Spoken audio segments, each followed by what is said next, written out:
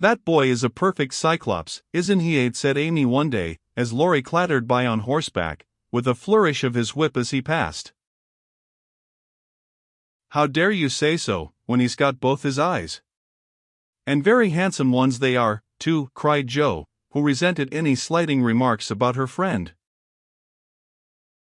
"I didn't say anything about his eyes, and I don't see why you need fire up when I admire his riding." "Oh, my goodness! That little goose means a centaur, and she called him a Cyclops," exclaimed Jo, with a burst of laughter. "You needn't be so rude, it's only a lapse of lingy, as Mr. Davis says," retorted Amy, finishing Jo with her Latin. "I just wish I had a little of the money Laurie spends on that horse," she added, as if to herself, yet hoping her sisters would hear. "Why?" asked Meg kindly, for Jo had gone off in another laugh at Amy's second blunder. "I need it so much. I'm dreadfully in debt, and it won't be my turn to have the rag money for a month." "In debt, Amy? What do you mean?" And Meg looked sober. "Why, I owe at least a dozen pickled limes, and I can't pay them, till I have money, for Marmee forbade my having anything charged at the shop." "Tell me all about it. Are limes the fashion now?" "It used to be pricking bits of rubber to make balls." And Meg tried to keep her countenance. Amy looked so grave and important. "Why, you see, the girls are always buying them, and unless you want to be thought mean, you must do it too. It's nothing but limes now, for everyone is sucking them in their desks in school time, and trading them off for pencils, bead rings, paper dolls, or something else, at recess. If one girl likes another, she gives her a lime. If she's mad with her, she eats one before her face, and doesn't offer even a suck. They treat by turns, and I've had ever so many but haven't returned them, and I offer they are debts of honor, "How much will pay them off and restore your credit?" asked Meg, taking out her purse. "A quarter would more than do it, and leave a few cents over for a treat for you."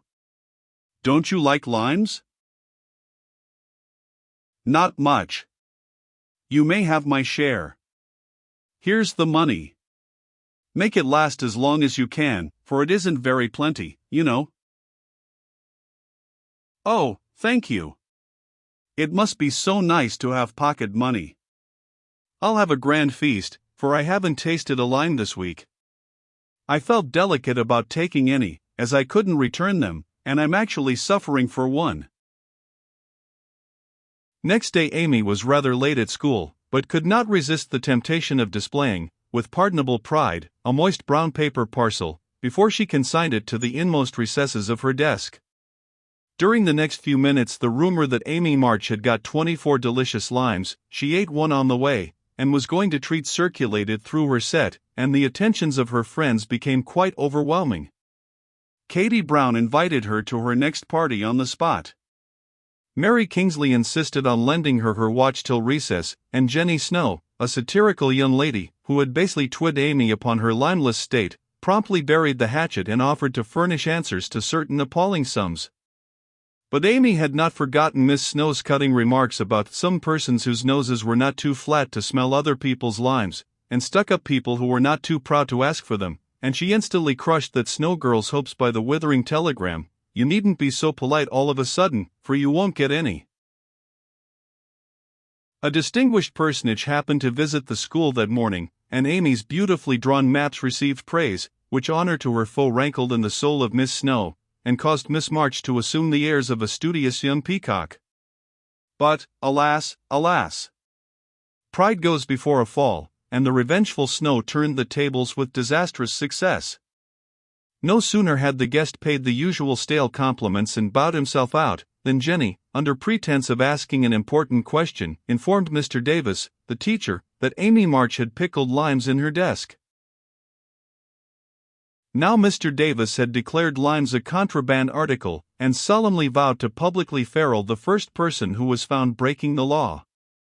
This much enduring man had succeeded in banishing chewing gum after a long and stormy war, had made a bonfire of the confiscated novels and newspapers, had suppressed a private post office, had forbidden distortions of the face, nicknames, and caricatures, and done all that one man could do to keep 100 rebellious girls in order.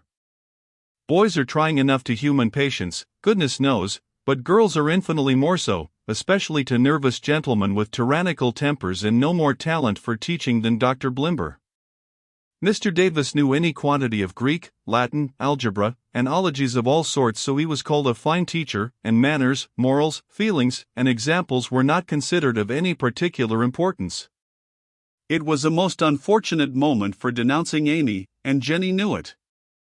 Mr. Davis had evidently taken his coffee too strong that morning. There was an east wind, which always affected his neuralgia, and his pupils had not done him the credit which he felt he deserved. Therefore, to use the expressive, if not elegant, language of a schoolgirl, he was as nervous as a witch and as cross as a bear. The word limes was like fire to powder, his yellow face flushed, and he rapped on his desk with an energy which made Jenny skip to her seat with unusual rapidity. "Young ladies, attention, if you please." At the stern order the buzz ceased, and 50 pairs of blue, black, gray, and brown eyes were obediently fixed upon his awful countenance. "Miss March, come to the desk." Amy rose to comply with outward composure, but a secret fear oppressed her, for the lines weighed upon her conscience. "Bring with you the lines you have in your desk," was the unexpected command which arrested her before she got out of her seat. "Don't take all," whispered her neighbor, a young lady of great presence of mind. Amy hastily shook out half a dozen and laid the rest down before Mr. Davis, feeling that any man possessing a human heart would relent when that delicious perfume met his nose. Unfortunately, Mr. Davis particularly detested the odor of the fashionable pickle, and disgust added to his wrath. "Is that all?" "Not quite," stammered Amy. "Bring the rest immediately." With a despairing glance at her set, she obeyed. "You are sure there are no more?" "I never lie, sir." "So I see. Now take these disgusting things 2 by 2, and throw them out of the window." There was a simultaneous sigh, which created quite a little gust, as the last hope fled, and the treat was ravished from their longing lips. Scarlet with shame and anger, Amy went to and fro 6 dreadful times, and as each doomed couple, looking oh, so plump and juicy, fell from her reluctant hands, a shout from the street completed the anguish of the girls, for it told them that their feast was being exulted over by the little Irish children, who were their sworn foes. This was too much. All flashed indignant or appealing glances at the inexorable Davis, and one passionate lime lover burst into tears. As Amy returned from her last trip, Mr. Davis gave a portentous hem, and said, in his most impressive manner, "Young ladies, you remember what I said to you a week ago. I am sorry this has happened, but I never allow my rules to be infringed, and I never break my word. Miss March, hold out your hand." Amy started, and put both hands behind her, turning on him an imploring look which pleaded for her better than the words she could not utter. She was rather a favorite with old Davises, as, of course, he was called, and it's my private belief that he would have broken his word if the indignation of one irrepressible young lady had not found vent in a hiss. That hiss, faint as it was, irritated the irascible gentleman, and sealed the culprit's fate. "Your hand, Miss March," was the only answer her mute appeal received, and too proud to cry or beseech, Amy set her teeth, threw back her head defiantly, and bore without flinching several tingling blows on her little palm. They were neither many nor heavy, but that made no difference to her. For the first time in her life she had been struck, and the disgrace, in her eyes, was as deep as if he had knocked her down. "You will now stand on the platform till recess," said Mr. Davis, resolved to do the thing thoroughly, since he had begun. That was dreadful. It would have been bad enough to go to her seat and see the pitying faces of her friends, or the satisfied ones of her few enemies, but to face the whole school, with that shame fresh upon her, seemed impossible, and for a second she felt as if she could only drop down where she stood, and break her heart with crying. A bitter sense of wrong and the thought of Jenny Snow helped her to bear it, and, taking the ignominious place, she fixed her eyes on the stove funnel above what now seemed a sea of faces, and stood there, so motionless and white that the girls found it hard to study with that pathetic figure before them. During the 15 minutes that followed, the proud insensitive little girl suffered a shame and pain which she never forgot. To others it might seem a ludicrous or trivial affair, but to her it was a hard experience, for during the 12 years of her life she had been governed by love alone, and a blow of that sort had never touched her before. The smart of her hand and the ache of her heart were forgotten in the sting of the thought, I shall have to tell at home, and they will be so disappointed in me. The 15 minutes seemed an hour, but they came to an end at last, and the word recess had never seemed so welcome to her before. You can go, Miss March, said Mr. Davis, looking, as he felt, uncomfortable. He did not soon forget the reproachful glance Amy gave him, as she went, without a word to anyone, straight into the anteroom, snatched her things, and left the place forever, as she passionately declared to herself. She was in a sad state when she got home, and when the older girls arrived, some time later, an indignation meeting was held at once. Mrs. March did not say much but looked disturbed, and comforted her afflicted little daughter in her tenderest manner.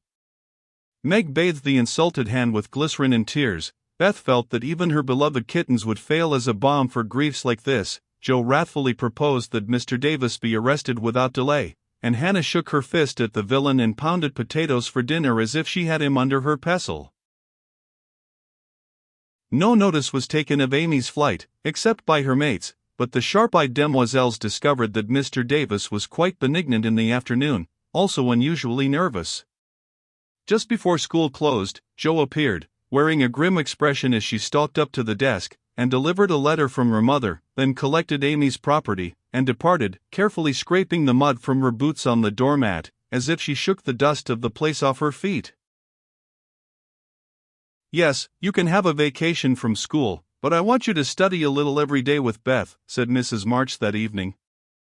I don't approve of corporal punishment, especially for girls. I dislike Mr. Davis's manner of teaching and don't think the girls you associate with are doing you any good, so I shall ask your father's advice before I send you anywhere else. That's good. I wish all the girls would leave and spoil his old school. It's perfectly maddening to think of those lovely limes, sighed Amy, with the air of a martyr. I am not sorry you lost them, for you broke the rules, and deserved some punishment for disobedience, was the severe reply, which rather disappointed the young lady, who expected nothing but sympathy. Do you mean you are glad I was disgraced before the whole school? Cried Amy. I should not have chosen that way of mending a fault, replied her mother, but I'm not sure that it won't do you more good than a bolder method. You are getting to be rather conceited, my dear, and it is quite time you set about correcting it. You have a good many little gifts and virtues, but there is no need of parading them, for conceit spoils the finest genius. There is not much danger that real talent or goodness will be overlooked long, even if it is, the consciousness of possessing and using it well should satisfy one, and the great charm of all power is modesty. So it is, cried Laurie, who was playing chess in a corner with Joe. I knew a girl once, who had a really remarkable talent for music, and she didn't know it, never guessed what sweet little things she composed when she was alone, and wouldn't have believed it if anyone had told her. I wish I'd known that nice girl. Maybe she would have helped me. I'm so stupid, said Beth, who stood beside him, listening eagerly. You do know her, and she helps you better than anyone else could, answered Laurie, looking at her with such mischievous meaning in his merry black eyes that Beth suddenly turned very red, and hid her face in the sofa cushion, quite overcome by such an unexpected discovery. Joe let Laurie win the game to pay for that praise of her Beth, who could not be prevailed upon to play for them after her compliment. So Laurie did his best, and sang delightfully, being in a particularly lively humor, for to the Marches he seldom showed the moody side of his character. When he was gone, Amy, who had been pensive all evening, said suddenly, as if busy over some new idea, "Is Laurie an accomplished boy?" "Yes, he has had an excellent education, and has much talent. He will make a fine man, if not spoiled by petting," replied her mother. "And he isn't conceited, is he?" asked Amy. "Not in the least. That is why he is so charming and we all like him so much." "I see. It's nice to have accomplishments and be elegant, but not to show off or get perked up," said Amy thoughtfully. "These things are always seen and felt in a person's manner and conversations, if modestly used, but it is not necessary to display them," said Mrs. March.